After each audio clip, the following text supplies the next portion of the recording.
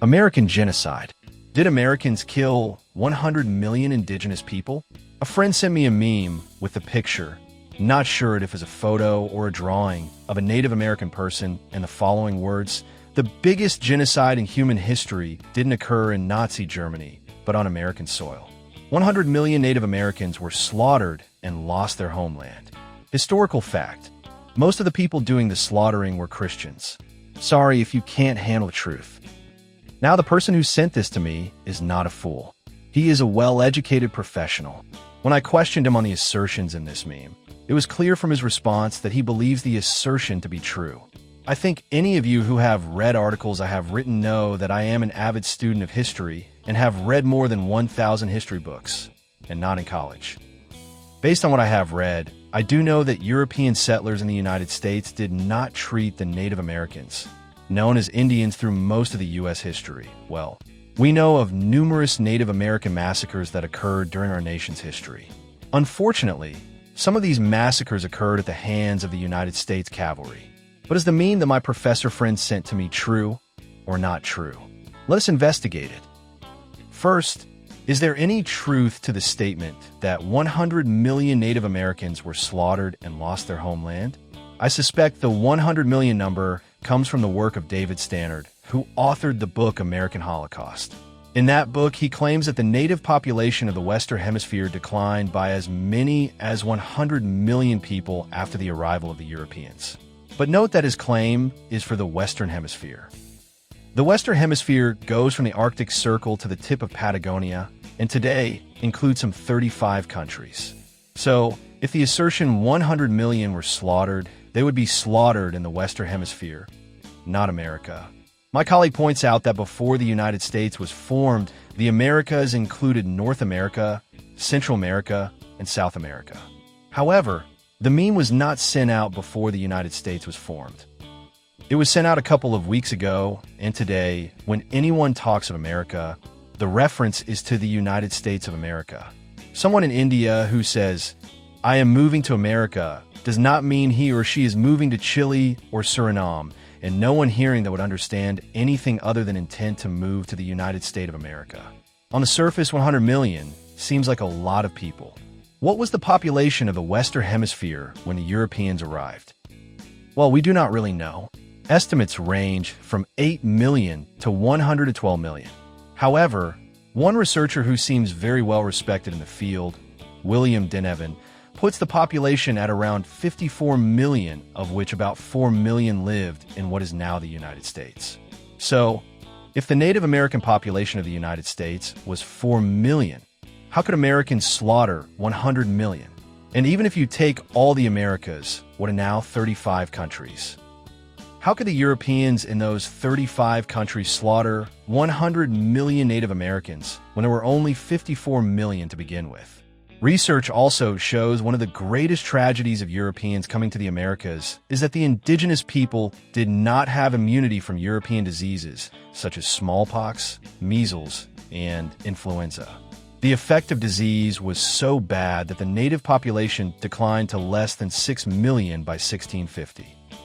However, if 54 million Native Americans were reduced to 6 million by disease, then how did Americans slaughter 100 million? Dying of disease is not slaughtering. Also, the population of what was to become the United States in 1640 was only 26,600 Europeans, half of whom lived in Massachusetts and Virginia. How could those 26,600 people, whose only transportation was by horse or foot, manage to kill 100 million people? Remember, if the population went from over 100 million to only 6 million by 1650, it must have been those 26,600 people who slaughtered the 100 million people claimed. They must have been really busy people with really fast horses. While we know, as previously stated, that the Europeans who came to the Americas did not treat the Native Americans well in many instances, it is not true that Americans, and specifically Americans as in the United States of America, slaughtered 100 million Native Americans. The meme also stresses that the people doing the slaughtering that never actually happened were Christians. Yes, those nasty Christians again. The worst people on the planet. Were they? Author and scholar Matthew White wrote the book on the 100 greatest atrocities of human history. The website probawi.com ranks them. Among the top 10 are Chinggis Khan, the fall of the Ming dynasty, Timur the grandson of Chinggis Khan, the Lushan Rebellion, and the Xia dynasty. Oops, no Christians on the list. The point is that if you want to find people in history who have done nasty things, you certainly can. But to somehow single out Christians as demons when evidence shows some of the greatest atrocities of history were committed by non-Christians is disingenuous. So why would someone send around a meme that claims that Americans and Christians engaged in genocide and slaughtered 100 million Native Americans when it is clearly not true? What would be the motive? If you want to make America look bad, send out a meme with a Native American picture and a statement that the United States Army massacred as many as 300 people, including women and children, at a place called Wounded Knee in 1890. That is true. But there is a big difference between 300 people and 100 million people. Of course, it would have been better if the United States Army had massacred no one. But history is full of incidents that by today's standards we can judge harshly. Also, I think it important to note this incident was at the hands of the United States Army, which is part of the United States government. This massacre did not occur at the hands of a random group of settlers. I probably do not have to explain why someone would send out a false meme claiming that Americans and Christians committed genocide and slaughtered 100 million Native Americans when it is not true. It is because the person or people sending out this meme, and those like my colleague who forwarded it to me, want to somehow prove that the American model, as in the United States of America, is deeply flawed, has really not worked in the past, and will not work in the future. Of course, that is the furthest thing from the truth. So why attack America?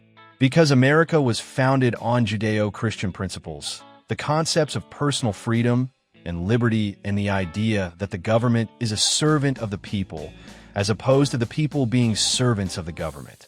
And because America works today, those fundamentals are at risk. The globalists, the progressive left, and the elites just do not buy into the American concept. The very idea that people know what is best for them irks them to no end.